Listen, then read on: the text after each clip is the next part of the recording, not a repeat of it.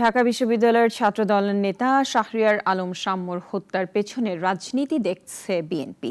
এক মানববন্ধনে দলটির নেতা রুহুল কবির রিজভী সুষ্ঠু তদন্তের দাবি করেন। তার প্রশ্ন, ভবঘুরেরা কেন তাকে হত্যা করবে?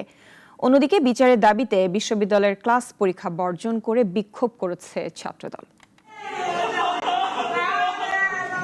সোহরাওয়ার্দী উদ্যানে গত মঙ্গলবার রাতে ছাত্রদল নেতা ও ঢাকা বিশ্ববিদ্যালয়ের শিক্ষার্থী শাহরিয়ার আলম শাম্মুকে হত্যা করা হয়।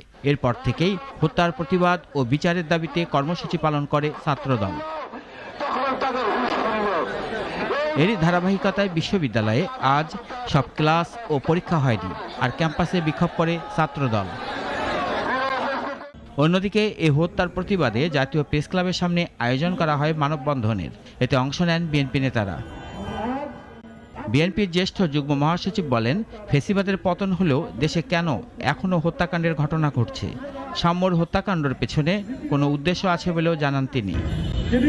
এর পেছনে কোনো রাজনৈতিক কারণ আছে।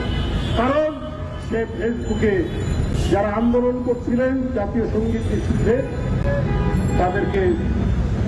তাদের বিরুদ্ধে তার একটা বার্তা ছিল।